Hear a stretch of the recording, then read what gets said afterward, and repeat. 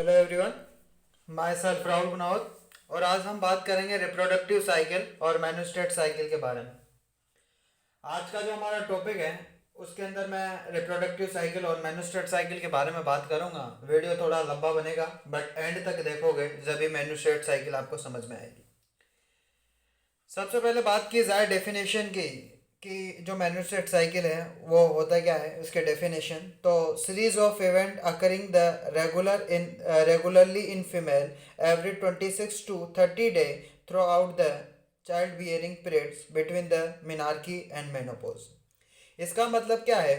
इसका मतलब ये है कि जो हमारी जो मेनस्ट्रेट साइकिल है ये एक सीरीज है, एक इवेंट सीरीज है इवेंट का, जो हर फीमेल जो हर फीमेल के अंदर होती है और रेगुलरली ये साइकिल होती है।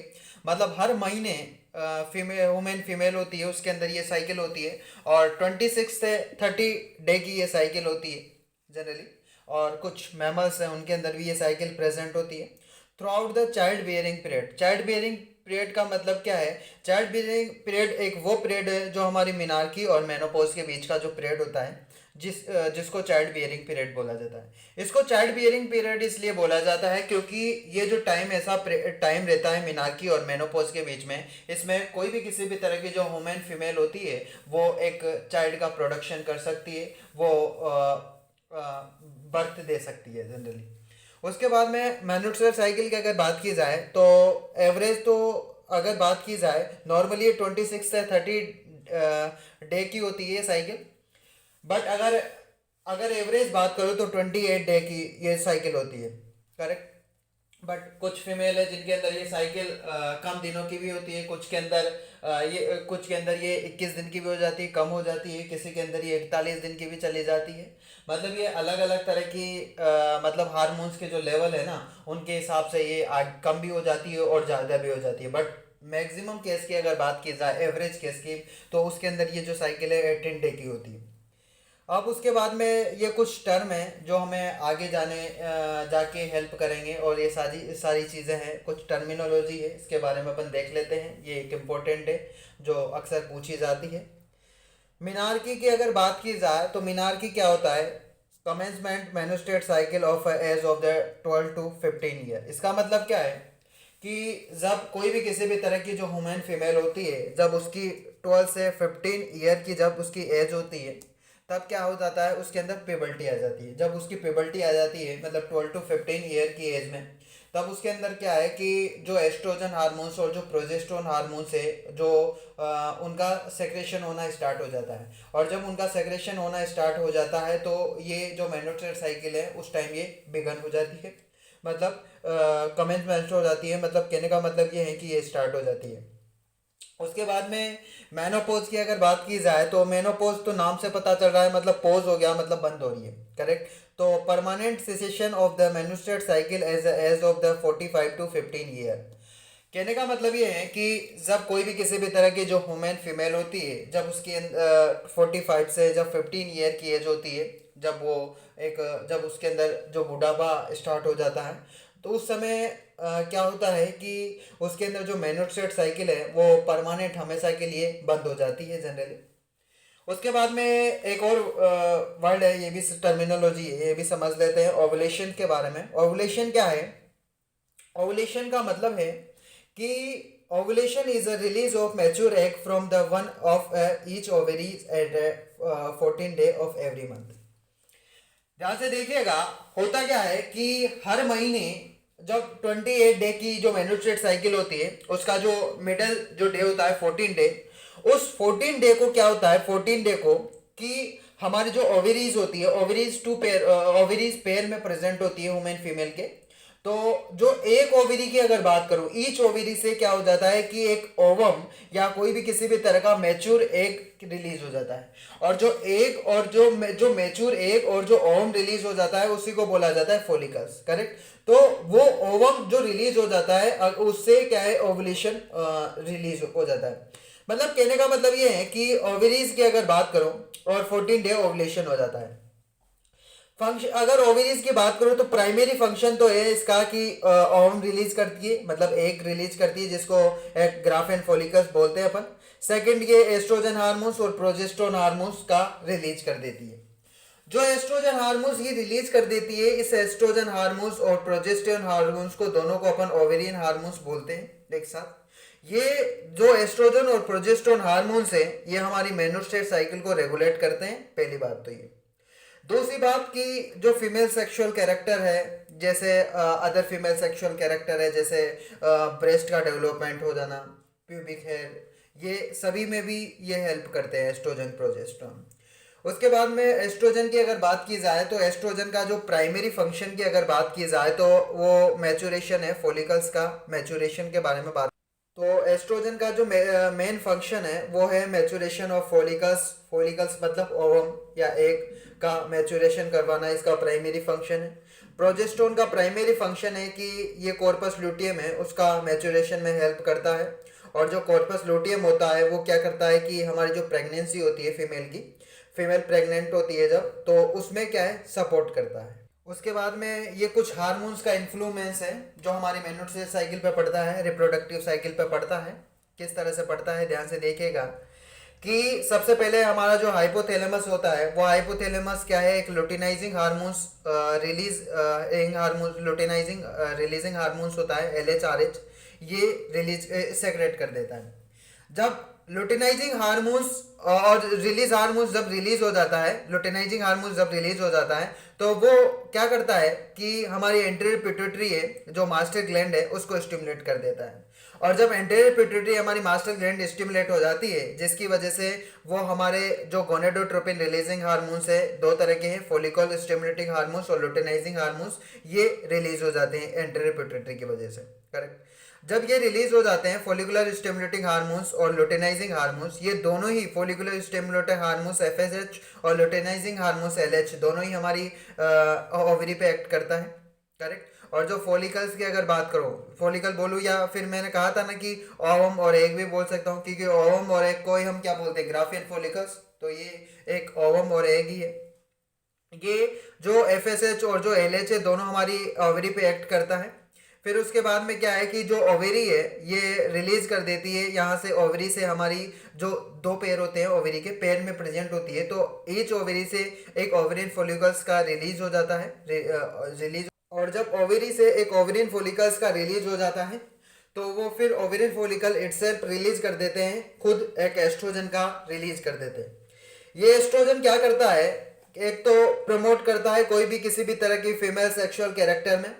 सेकंड की ये फर्दर FSH और LH को प्रमोट करता है रिलीज करने में। इस फर्दर फिर ये क्या करता है कि FSH और जो LH होता है ना, इनको प्रमोट करता है रिलीज करने में। और ये हेल्प करता है कोई भी किसी भी तरह की जो ओवेरियन फॉलिकल्स होता है ना, ओवेरियन फॉलिकल्स का मैचुरेशन की अगर बात की जाए, ये जो ओवेरियन फॉलिकल्स है, इन ओवेरियन फॉलिकल्स को जो मैचुरेशन में भी ये एस्ट्रोजन ही हेल्प करते हैं। अब उसके बाद में बात करते हैं लुटिनाइजिंग हार्मोन्स पे। तो मैंने कहा था कि FSH और LH दोनों ही एक्ट कर रहे हैं हमारी ओवेरी पे। तो लुटिनाइजिंग हार्मोन्स है, लुटिनाइजिंग हार्मोन्स मतलब कॉर्पस लुटियम है जो हमारी जो प्रेगनेंसी को स्टिमुलेट करता है।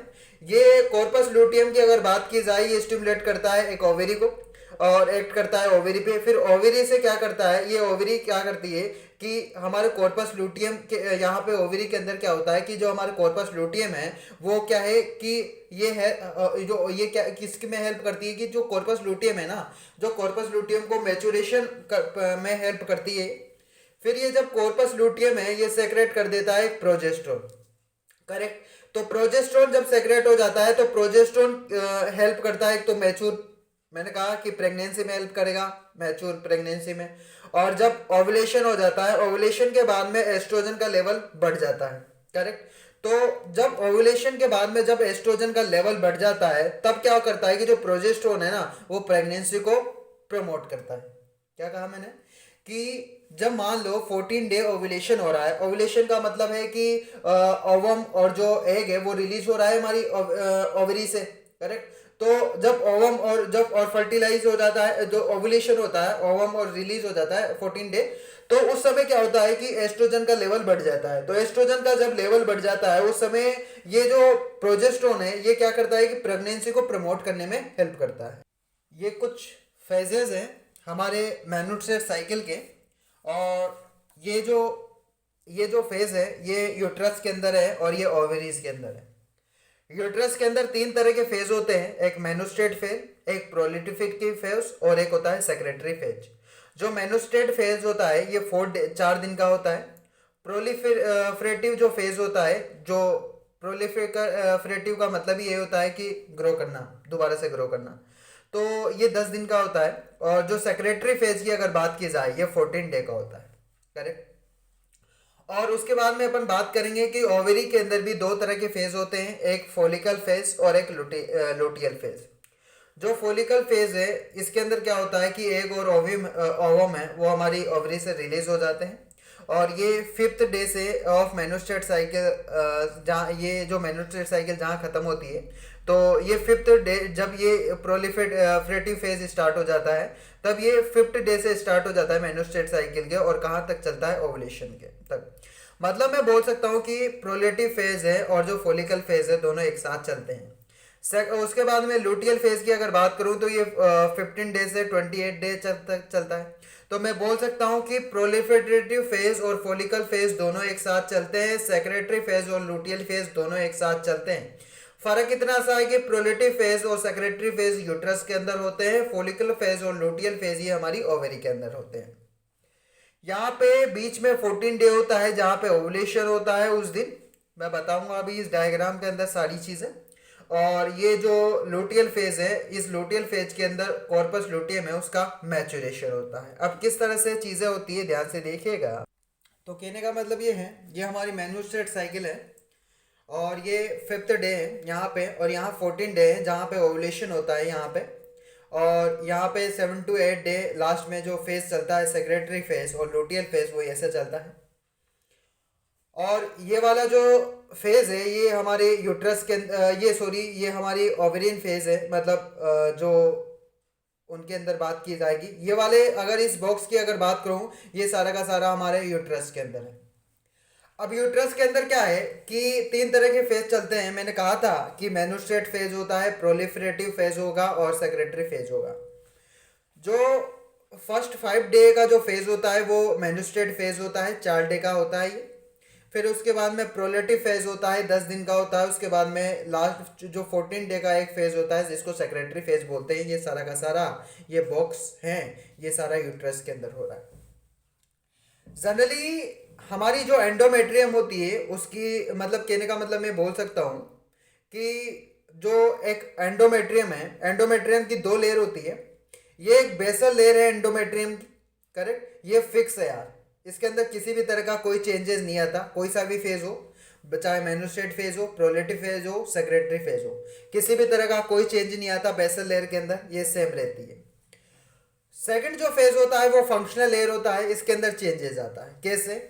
या तो फंक्शनल लेयर की शेडिंग हो जाए, नीचे गिर जाए, या इसकी ग्रोइंग हो जाए फंक्शनल लेयर की, मतलब थिकनिंग बढ़ जाए इसकी, करेक्ट। तो 2 कंडीशन हो सकती है। यहाँ पे फंक्शनल लेयर की थिकनिंग, यहाँ पे शेडिंग हो रही है, यहाँ पे अगर बात की जाए तो फंक्शनल लेयर ग्रो कर रही है, मतलब थिकनिंग हो रही है। अब कहने का मतलब ये है कि जो ये फर्स्ट फेज है, मेनोस्टेट फेज है, इसके अंदर क्या हो जाता है कि ये हमारे, अगर यहाँ पे अगर मैं बात करना चाहूँ, ध्यान से देखिएगा, मैं 1-2 और चीज़ें बता देता हूँ। ये जो फर्स्ट 5 डे ना, ये देखो, ये फर्स्ट 5 डे इधर वाला ये मेनोस्टेट फेज है। 5 से 14 डे के बीच चलता है ये वाला साइकिल, प्रोलेटिव फेज। और ये वाला जो 14 डे से जो 28 डे के बीच में चलता है ये चलता है secretary phase, correct.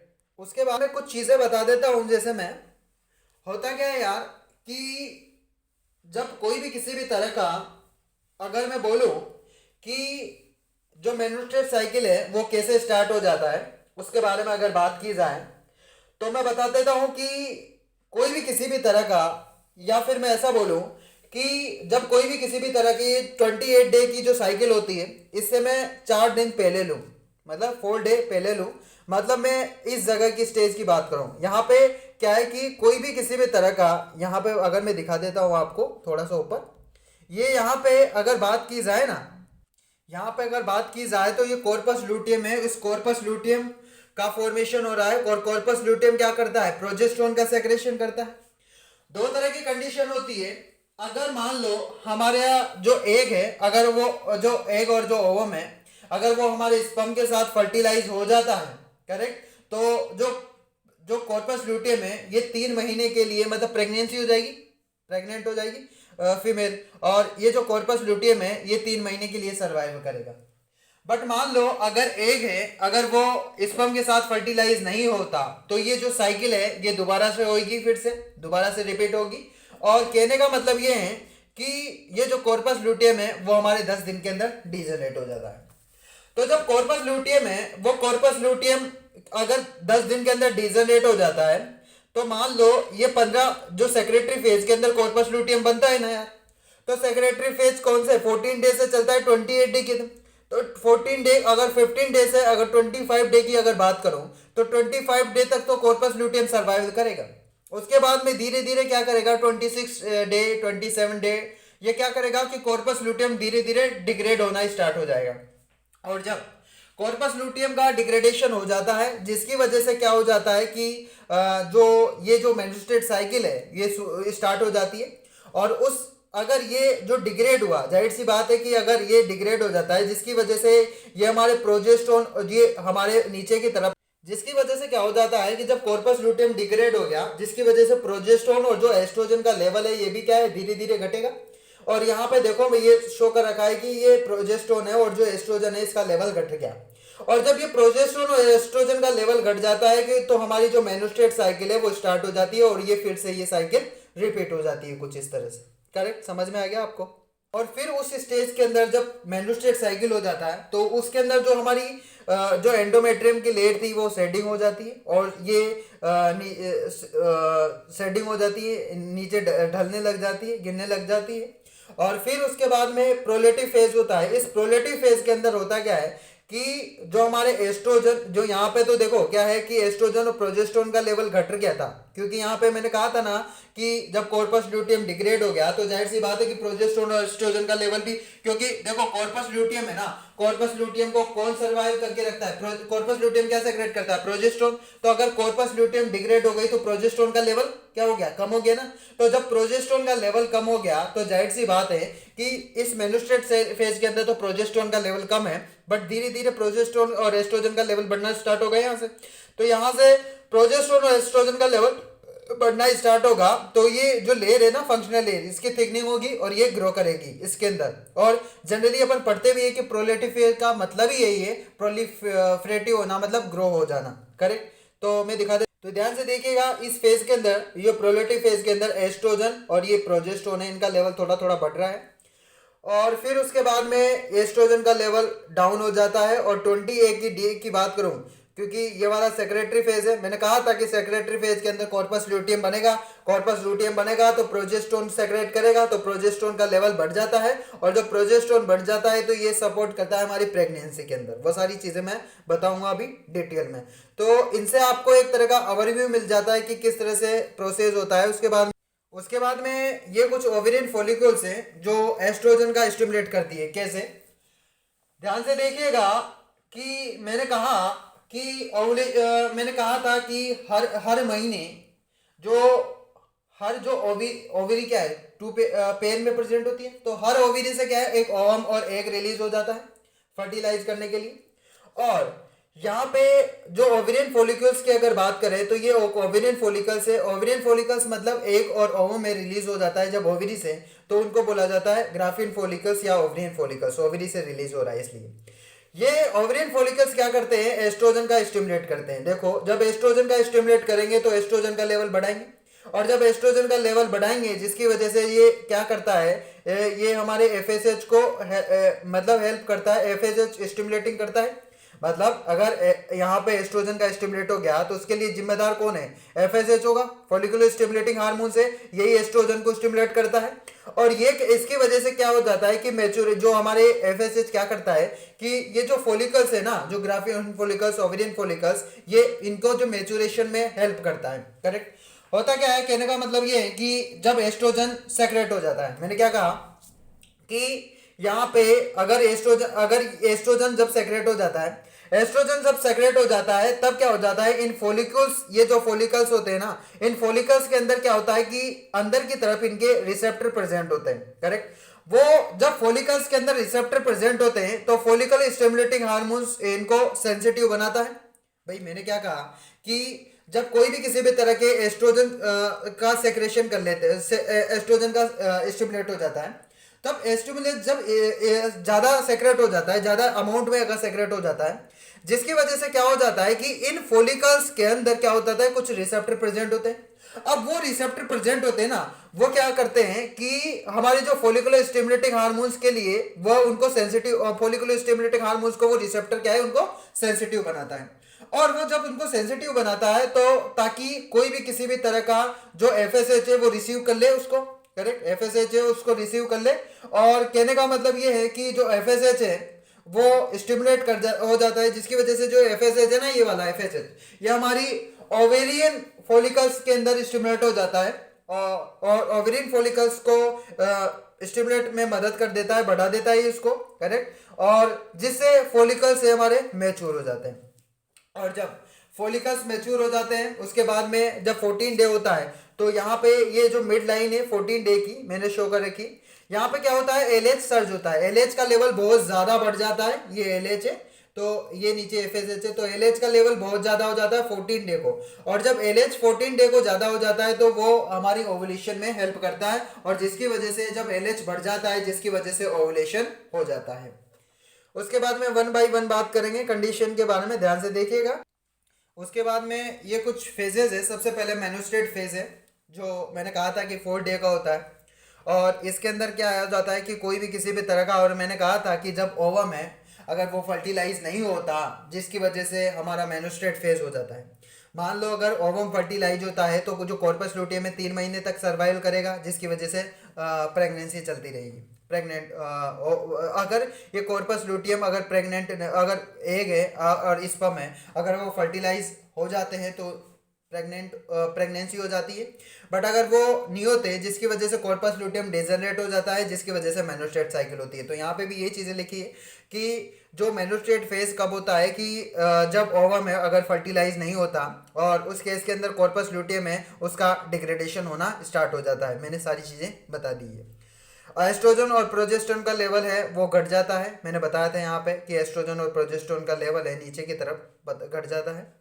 Functional layer of endometrium डिस्क्रोमेटेस, ये देखो डिस्क्रोमेटेस का मतलब है कि कोई डिस्क्रोमेटेड का मतलब है कि कोई भी किसी भी तरह का शेडेड हो जाना। ये देखो ये फंक्शनल लेयर है ना, ये डिस्क्रोमेटेस हो रही है मतलब शेडिंग हो रही है इसके लिए, इस मेनोस्ट्रेट फेज के अंदर ये भी हो रहा है।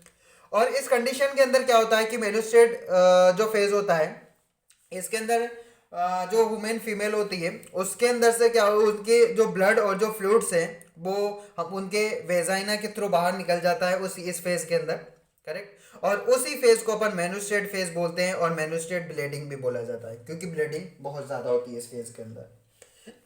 अलग अलग तरह की बुक के अंदर अलग अलग तरह के नाम हैं, उनको अपन मेनोस्ट्रेट फेज भी बोल सकते हैं और मेनोस्ट्रेशन भी बोलते हैं। और ये लास्ट 4 से 5 डे होता है, ज़्यादा से ज़्यादा 4 से 5 दिन के होता है ये। कुछ फीमेल है जिनके अंदर ये 2 दिन का भी होता है, शॉर्ट भी होता है। कुछ फीमेल है जिनके अंदर ये लॉन्ग 8 दिन का भी हो जाता है। बट ये वो किस पे डिपेंड करता है, उनके हार्मोन्स के लेवल पे डिपेंड करता है। बट अगर मैं ऑलमोस्ट फीमेल की अगर बात करूँ, ज़्यादातर मैक्सिमम फीमेल के केस की अगर बात करूँ तो उनके लिए एवरेज अगर केस की बात करूँ तो उनके अंदर ये जो साइकिल है 4 to 5 डे का होता है। और इस फेज के अंदर क्या होता है कि एफएचएच और एलएच वो बढ़ना स्टार्ट कर जाता है, क्योंकि मैंने कहा था कि अगर वो नीचे इस देखो नीचे घट जाता है अगर उसका लेवल, तो इस फेज में आते आते धीरे धीरे फिर क्या करेगा, यहाँ पे इनका लेवल थोड़ा थोड़ा बढ़ना स्टार्ट कर देगा, फिर यहाँ पे ये बढ़ जाएगा। तो इनका लेवल एस्ट्रोजन प्रोजेस्टेरोन का लेवल कम हो गया, जिसकी वजह से क्या हुआ कि ये मेनोस्ट्रेट फेज साइकिल हुई, मेनोस्ट्रेट फेज हुआ, और जिसकी वजह से ये जो इनका जो लेवल है वो धीरे धीरे बढ़ना स्टार्ट हो जाता है। उसके बाद में नेक्स्ट पॉइंट की अगर बात की जाए तो उसके बाद में जो 35 ml ब्लड और 35 ml सीरस फ्लूइड है एक्सपेल्ड होते हैं वेजाइना से। जब मेनोस्ट्रेट फेज होता है तो ह्यूमन फीमेल के अंदर उसके जो वेजाइना है ह्यूमन फीमेल का, उससे 35 ml ब्लड हुआ या 35 ml सीरस फ्लूइड होता है वो क्या है, एक्सपर्ट हो जाता है मेनोस्टेट फेज के समय। और जब इसका इस साइकिल का जब एंड होता है, एंड का मतलब है कि जब 4 डे होगा, 4 डे के समय इसकी जो एंडोमेट्रियम की जो थिकनेस है, मतलब एंडोमेट्रियम की जो थिकनेस है यहाँ पे जो उसकी वो एक 1 mm की हो जाती है। Correct, correct. उसके बाद में नेक्स्ट है सेक्रेटरी प्रोलिफिक फेज है, सेकंड फेज, जो 5 डे से 40 डे के बीच में चलता है, ये प्रोलिफिक फेज। इसके अंदर क्या होता है कि corresponding follicular phase of ovarian cycle, follicles है उसका मतलब क्या हो जाता है कि उसका डेवलपमेंट होना स्टार्ट हो जाता है। यहाँ पे ये स्टिमुलेट होते हैं इनका, फोलिकल्स का, सारी चीज़ें बताई थी मैंने। और किसके इन्फ्लुएंस में फॉलिकल्स का डेवलपमेंट होता है, हमारे एफएसएच होता है ना, इस एफएसएच के इन्फ्लुएंस में फॉलिकल्स से उसका डेवलपमेंट होना स्टार्ट हो जाता है। ओवेरियन फॉलिकल्स है, ये देखो एफएसएच के रेस्पेक्ट में क्या है कि जो ओवेरियन फॉलिकल्स और जो ग्राफियन फॉलिकल्स हैं इनका मैचुरेशन होना स्टार्ट हो जाता है। और जब इनका मैचुरेशन होना स्टार्ट हो जाता है, और ध्यान से देखिएगा कि जब एफएसएच के प्रेजेंस में ओवेरियन फॉलिकल्स का जब मैचुरेशन होना स्टार्ट हो जाता है, जिसकी हेल्प से हमारे जो एस्ट्रोजन है वो एस्ट्रोजन का फॉर्मेशन होता है। करेक्ट, ये चीज़ आपको याद रखनी है कि जब एफएसएच के स्टिमुलेट होगा, एफएसएच जब यहाँ पे स्टिमुलेट करता है और जिसकी वजह से ओवेरियन फॉलिकल्स हैं और इनको क्या करता है, ये एक मैचुरेशन करना स्टार्ट कर देता है। और जब ये मैचुरेशन हो जाता है जिसकी वजह से एस्ट्रोजन है उसका प्रोडक्शन हो जाता है। एस्ट्रोजन प्रोलिफेट करता है, मतलब एस्ट्रोजन का ग्रो कर, प्रोलिफिटी का मतलब है कि एस्ट्रोजन का ग्रोइंग होती है इस फेज के अंदर। एस्ट्रोजन का लेवल देखो बढ़ रहा है ऊपर की तरफ। Functional layer of endometrium fertilise हो, देखो, और जो एंडोमेट्रियम की जो फंक्शनल लेयर है ये भी देखो ग्रो कर रही है, वो इस फेज के अंदर आपको दिख रही होगी, जबकि यहाँ पे शेडिंग हो रही थी लेयर, वही चीज़ बोल रहा है। Endometrium thickness become a very vascular and rich a mucus secreting glands and the end of 3 to 4 metre. मैंने क्या कहा कि जब मैन्युस्ट्रेट फेज का जब एंड होता है तब तो जो एंडोमेट्रियम की थिकनेस थी वो 1 मीटर हो जाती है, जो फंक्शनल लेयर और बेसल जो यहाँ पे बेसल लेयर है एंडोमेट्रियम की उसकी थिकनेस। बट इसका इसका इस फेज की अगर बात करूँ तो इस फेज के अंदर जो एंडोमेट्रियम की जो थिकनेस होती है वो 3 से 4 मिलीमीटर बढ़ जाती है। मतलब कहने का मतलब ये है कि एंडोमेट्रियम की थिकनेस बढ़ जाती है, जिसकी वजह से कहने का मतलब जो ज़्यादा क्योंकि जो म्यूकस होता है, देखो एंडोमेट्रियम की थिकनेस क्यों बढ़ जाती है यहाँ पे, एंडोमेट्रियम की थिकनेस इसलिए बढ़ जाती है क्योंकि जो जो म्यूकस है वो वेरी वेस्कुलर और रीच हो जाता है, सेक्रेट ज़्यादा सेक्रेट हो जाता है जिसकी वजह से बढ़ जाती है। उसके बाद में एस्ट्रोजन है, ये क्या करता है कि प्रमोट करता है एलएच सर्ज को। अब ये क्या कर देगा, एस्ट्रोजन की वजह से क्या होता है कि एलएच, हमारा एलएच जो लेवल है वो एलएच लेवल क्या बढ़ेगा, देखो ध्यान से सुनिएगा। एस्ट्रोजन की वजह से क्या है कि एलएच सर्ज होता है, मतलब एलएच का लेवल बढ़ जाता है, और जब एलएच का लेवल बढ़ जाता है जिसकी वजह से ओवुलेशन होता है, कौन से डे, 14 डे। करेक्ट, ये सारा सारा काम ओवुलेशन की हेल्प से होता है। उसके बाद में नेक्स्ट बात करते हैं last and final secretary phase. Secretary phase 15 day से एक 28 डे के बीच में चलता है। और जब ओवुलेशन हो जाता है जिसके बाद में ये फेज स्टार्ट हो जाता है, ओवुलेशन हो जाता है जिसके बाद में L H stimulate, L H का डेवलपमेंट, जब देखो जाहिर सी बात है कि ओवुलेशन हुआ और एल एच, ओवुलेशन क्यों हो रहा है कि एल एच का जो एस्ट्रोजन था, एस्ट्रोजन ने क्या किया, एल एच का लेवल बढ़ाया, लुटिनाइजिंग हार्मोन्स को सर्च किया 14 डे पे, जिसकी वजह से ओवुलेशन होता है। तो जब ओवुलेशन हो जाता है उसके बाद में जो एलएच है वो स्टिमुलेट करता है, वो कॉर्पस लुटियम जो एलएच है ना, ये देखो मैंने क्या कहा कि यहाँ पे एलएच तो होगा, ओवुलेशन हुआ तो एलएच तो है। तो जब ओवुलेशन हो गया, ओवुलेशन के बाद में जो एलएच है ये क्या करता है कि कॉर्पस लुटियम है, उस कॉर्पस लुटियम का सेक्रेट करता है, ये कॉर्पस लुटियम को डेवलप करने का जो काम करता है वो यही करता है। तो अगर आपसे कोई पूछ देता है कि कॉर्पस लुटियम है वो कैसे फॉर्म, मतलब उसका डेवलपमेंट कौन करता है, कौन से हार्मोन से डेवलपमेंट होता है कॉर्पस लुटियम, तो कॉर्पस लुटियम का डेवलपमेंट करता है एलएच। करेक्ट, तो एलएच क्या करता है कि कॉर्पस लुटियम का डेवलपमेंट करना स्टार्ट कर दिया एलएच ने। करेक्ट, तो जब कॉर्पस लुटियम का डेवलपमेंट, जिसकी वजह से एलएच की वजह से कॉर्पस लुटियम डेवलपमेंट होना स्टार्ट हो गया, और जब कॉर्पस लुटियम डेवलप हो गया जिसकी वजह से इस फेज के अंदर जो फोलिकल्स थे, फोलिकल्स तो रप्चर हो गए और कॉर्पस लुटियम डेवलप हो गया। करेक्ट, अब ये कॉर्पस लुटियम जब डेवलपमेंट होता है तो ये क्या करता है, कॉर्पस लुटियम प्रोजेस्टेरोन का सेक्रेशन करता है। करेक्ट, ये प्रोजेस्टेरोन को बढ़ा देता है, ये प्रोड्यूस करता है प्रोजेस्टेरोन हार्मोन।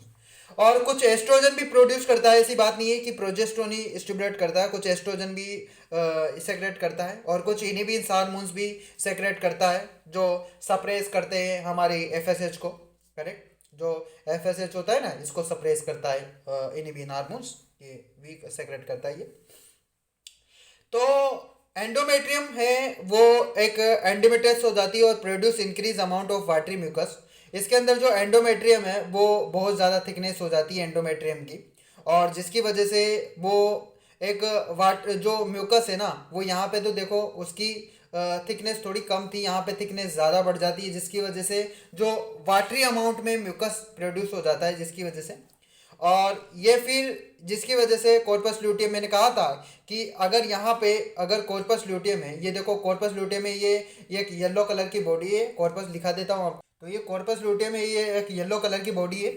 फिर मैंने कहा था कि अगर कॉर्पस ल्यूटियम है, अगर यहाँ पे अगर फर्टिलाइजेशन होता था, अगर एग और ओवम है, अगर वो फर्टिलाइज हो जाता है तो जो कॉर्पस ल्यूटियम में 3 महीने के लिए सर्वाइव करेगा। अगर ये ओवुलेशन नहीं हो पाता, मतलब फर्टिलाइज नहीं हो पाता ओवम स्पर्म के साथ, तो फिर ये जो कॉर्पस ल्यूटियम है वो डिग्रेड हो जाता है, उसके बाद में मेन्स्ट्रुअल साइकिल दोबारा से स्टार्ट हो जाती है। 2 तरह के कोज है, वो किस तरह से हो जाते हैं, 2 कंडीशन है। मैंने कहा कि अगर प्रेगनेंसी हो जाए या प्रेग्नेंट नहीं हो तो क्या कंडीशन हो जाती है, ध्यान से देखिएगा। सेम वही कंडीशन है, अगर प्रेगनेंसी हो जाती है मतलब एक स्पर्म के साथ फर्टिलाइज होता है, जिसकी वजह से प्रोजेस्टेरोन है उसका लेवल बढ़ जाता है और एस्ट्रोजन प्रोजेस्टेरोन का लेवल बढ़ जाता है प्रेगनेंसी के अंदर। तो बट अगर प्रेग्नेंट नहीं होती तो प्रोजेस्टेरोन एस्ट्रोजन का लेवल घट जाता है, क्योंकि जिसकी वजह से फिर से दोबारा से साइकिल स्टार्ट हो जाती है। अगर प्रेग्नेंट हो जाती है जिसकी वजह से एस्ट्रोजन प्रोजेस्टेरोन का लेवल बढ़ जाता है और कॉर्पस ल्यूटियम है वो 3 महीने के लिए सर्वाइव करेगा।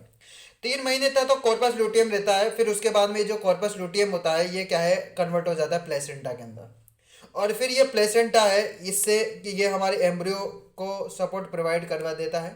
और प्लेसेंटा है वो प्लेसेंटा से कोई भी किसी भी तरह का एम्ब्रियो है उसको कोई भी किसी भी तरह के जो न्यूट्रिशन है, जो बच्चे को जो इन्फेक्ट है उसको जो न्यूट्रिशन मिलता है वो सभी हमारे प्लेसेंटा के द्वारा ही मिलता है, करेक्ट। तो आशा करता हूँ कि इस वीडियो के अंदर मैंने मेन्स्ट्रुअल साइकिल को समझाया, उसके फेजेस के बारे में बात की। वीडियो थोड़ा बड़ा था बट सारे के सारे पॉइंट है वो मैंने कवर किए हैं, और आशा करता हूँ कि वीडियो आपको पसंद आई हुई होगी। अगर ऐसा हुआ है तो please like share and subscribe my medicos studio YouTube channels, और जो इसके नोट्स है वो अपने टेलीग्राम चैनल पे अपलोड कर दूंगा मैं, वहाँ से आप देख सकते हो। Thank you.